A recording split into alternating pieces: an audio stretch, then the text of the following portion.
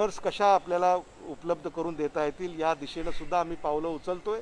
आणि त्याचबरोबर आणखी एक माहिती आपल्याला द्यावीशी वाटते की वैद्यकीय शिक्षणाअंतर्गत म्हणजे महाराष्ट्र आरोग्य विज्ञान विद्यापीठाअंतर्गत ज्या वैद्यकीय शिक्षणाच्या संस्था आहेत त्या सगळ्या संस्था महाराष्ट्रभर याचं जाळं पसरलेलं आहे।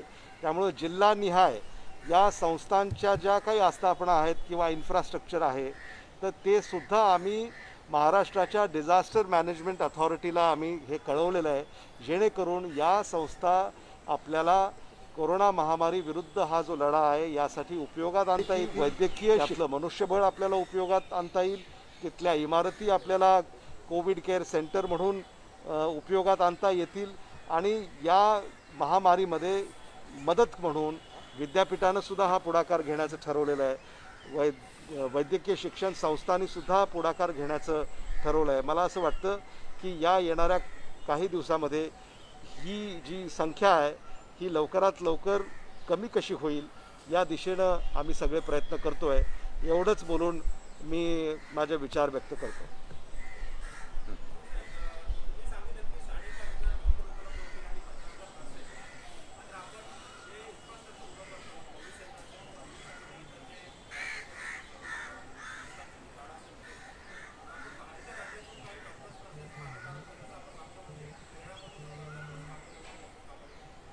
नाही, याच्यामध्ये ज्या राज्यांमध्ये कोरोनाचा प्रादुर्भाव एवढा नाही आहे किंवा कमी आहे त्या राज्यामध्ये जर हे मनुष्यबळ आरोग्य सेवकांचं उपलब्ध असेल तर त्या राज्यामधून सुद्धा मागवण्याचा विचार आम्ही करतोय। आत्ता आवश्यकता नाही, तशी आवश्यकता भासल्यास तोही पर्याय आपल्यापुढं खुला आहे। एक मुद्दा असा आहे की आज ज्या पद्धतीनं एक मराठी होऊ द्या का एक minute.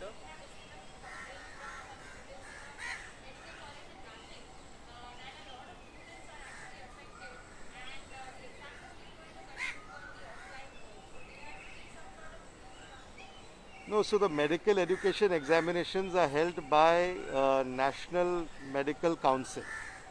So National Medical Council gives us the guidelines to conduct the medical examinations not just in Maharashtra but across India.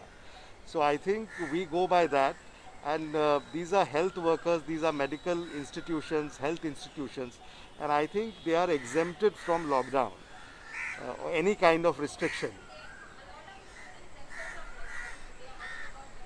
No, I think examinations will happen as per the timetable, because if the examinations are postponed, then there are many other competitive examinations that will get affected, and there are some have to give PG, there are competitive exams, so examinations will happen as per the timetable as of now.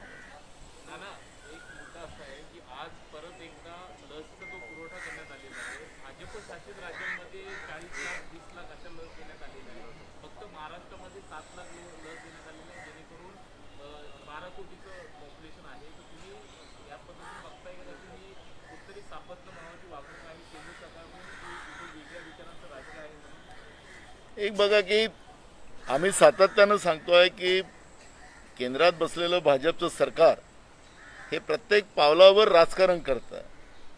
ही राष्ट्रीय आपत्ती आहे, ही स्वतः प्रधानमंत्र्यांनी जाहीर केलेली आहे गेल्या वर्षाला, आजही ती चालूच आहे। आणि अशा या परिस्थितीमध्ये या पद्धतीचं राजकारण करणं, भाजप विरोधी राज्य असल्यामुळे महाराष्ट्रावर नव्हे तर महाराष्ट्राच्या जनतेवर अन्याय करण्याचं पाप हे केंद्रात बसलेलं भाजपचं सरकार करत असेल तर हे निश्चितपणे हे लोकशाहीमधली ही व्यवस्थेमध्ये भूषणावं नाही। आणि अशा या परिस्थितीमध्ये अजूनही काही बिघडलेलं नाही।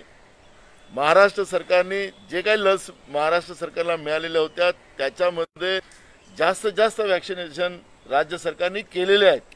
काही जिल्ह्यामध्ये तर आता एकही वॅक्सिनेशन नाही आहे, म्हणजे एकही लस नाही आहे, लोक लाईनमध्ये उभे आहेत।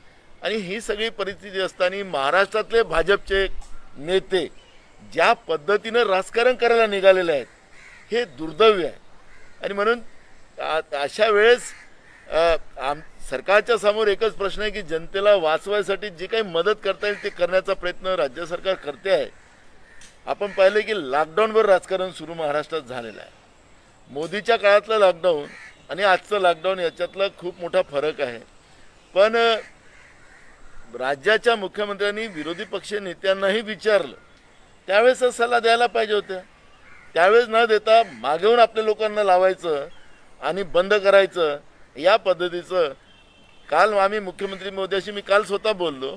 ते म्हणले की यांना कोणाला नसेल पाहिजे तर आपण उचलून देऊ. आज आपल्याला माहितीसाठी सांगतो, गुजरातमध्ये स्मशानभूमीमध्ये प्रेत पडलेली आहेत, वेटिंग आहेत. हायकोर्टाने गुजरात सरकारला सांगावं लागलं की लॉकडाऊन करा, बंद करा. हे हायकोर्टाने सांगावं लागलं. महाराष्ट्रामध्ये प्रत्येक माणसाचा जीव हा महत्वाचा आहे हे समजणारं आघाडीचं सरकार आहे. पण त्यालाही बीजेपी आणि बीजेपीचे नेते राजकारण करत असतील तर हे महाराष्ट्राचं दुर्दैव आहे. संभाजी भिडेंनी एक वादग्रस्त वक्तव्य केलेलं आहे. त्यांनी म्हटलंय की कोरोनामुळे जी लोक मारतायत ती लढण्याच्या लायकीच्या नाहीयेत. असं आहे, मनोहर कुलकर्णी उर्फ संभाजी भिडे या व्यक्तीच्या बद्दल काय बोलावं हेच कळत नाही. खरं तर ज्यांना माणसाची किंमतच नाही, त्यांना लोकशाहीची किंमत नाही, अशा व्यक्तीच्या बद्दलचं कुठलंही वक्तव्य करणं हे आम्हालाही आवडत नाही आणि त्याच्याबद्दल आम्ही काही बोलत नाही.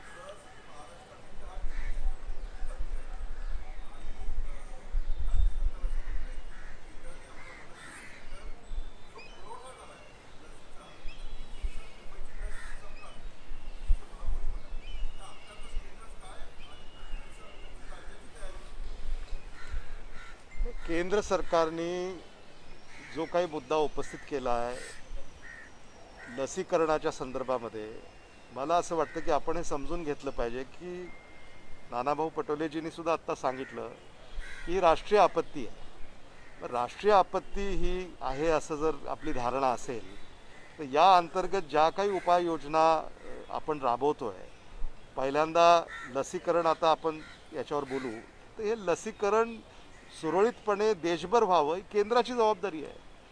आणि समजा केंद्र जर लस पुरवठा करत असेल तर हे त्यांना लक्षात असायलाच हवं की कुठं लस संपते. पुरवठा हा सुरळीत राखण्याचं कामही केंद्र सरकारचं आहे. शेवटी जी सगळी राज्य सरकार आहेत ही या महामारीमध्ये म्हणा किंवा या आपत्तीमध्ये या यंत्रणा आहेत. आणि या यंत्रणेला जर समजा तुम्ही लस पुरवणार नसाल, म्हणजे केंद्र सरकार पुरवणार नसेल किंवा केंद्र सरकारकडे लस आवश्यक तेवढ्या उपलब्ध नसतील तर हे अपयश कोणाचं म्हणावं. साधं आणि सोपं आहे. त्यामुळं महाराष्ट्र सरकारने केंद्राकडे आठवड्याला 40 लाख लस या आवश्यक आहेत ही मागणी नोंदवलेली आहे. आणि हे लसीकरण जर आपल्याला झपाट्यानं करायचं असेल, आता आपण 45 वर्ष वय एवढीच आपल्याला आता मुभा आहे, 18 वर्षापर्यंत लसीकरण केलं पाहिजे असं राज्याचे मुख्यमंत्री उद्धव ठाकरेजी यांनी भारत सरकारला कळवलेलं आहे, विनंती केलेली आहे. आणि म्हणून जोपर्यंत आपण हा लसीचा कार्यक्रम अजून विस्तार त्याचा करणार नाही तोपर्यंत कोरोनावर मात करणं शक्य नाही. आणि त्यांनी जे सांगितलं की लस खराब केली, मला असं वाटतं की ते चुकीचं आहे. त्याच्यामध्ये काहीही तथ्य नाही. आकडेवारी आमच्याकडं आहे आणि ती आकडेवारी साधारणतः त्याला वेस्टेज आपण असं म्हणतो, वेस्टेज, तर ते जे काही साधारणतः त्याची जी मानके आहेत त्या आकड्याच्या खूप खाली हा आकडा महाराष्ट्राचा आहे. त्यामुळे ते त्यावर त्यांचं जे भाष्य आहे ते दिशाभूल करणार आहे.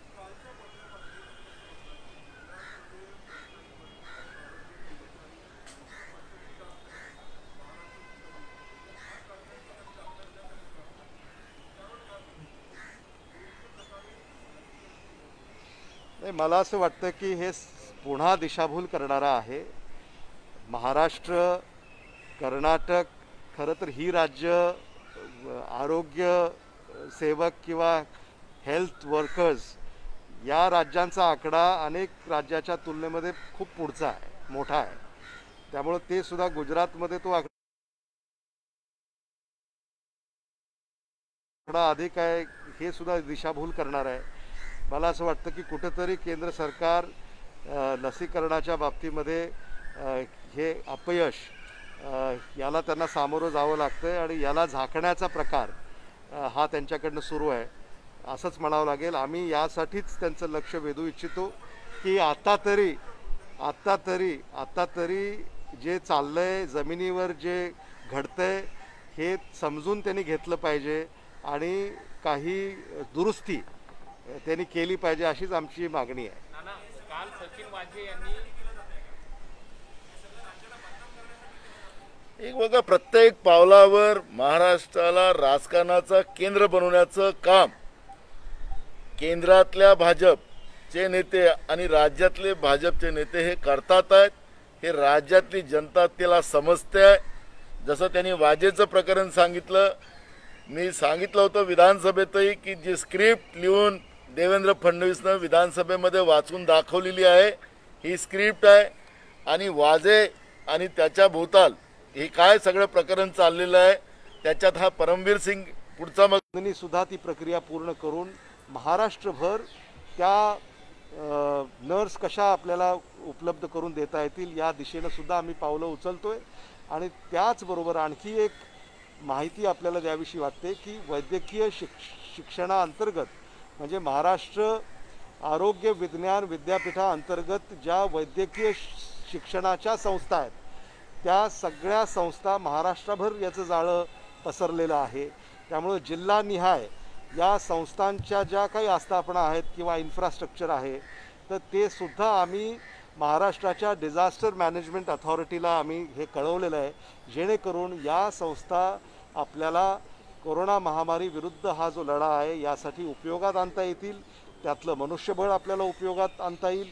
तिथल्या इमारती आपल्याला कोविड केअर सेंटर म्हणून उपयोगात आणता येतील आणि या महामारीमध्ये मदत म्हणून विद्यापीठानं सुद्धा हा पुढाकार घेण्याचं ठरवलेलं आहे.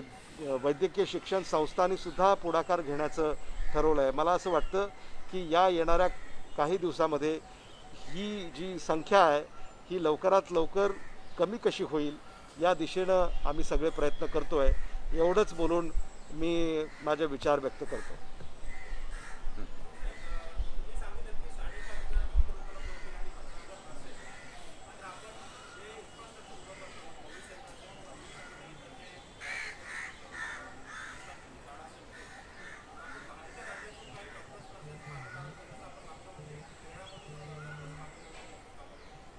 नाही, याच्यामध्ये ज्या राज्यांमध्ये कोरोनाचा प्रादुर्भाव एवढा नाही आहे किंवा कमी आहे त्या राज्यामध्ये जर हे मनुष्यबळ आरोग्य सेवकांचं उपलब्ध असेल तर त्या राज्यामधून सुद्धा मागवण्याचा विचार आम्ही करतो आहे. आत्ता आवश्यकता नाही, तशी आवश्यकता भासल्यास तोही पर्याय आपल्यापुढं खुला आहे. नाना, एक मुद्दा असा आहे की आज ज्या पद्धतीनं एक मराठी होऊ द्या का एक मिनिटं.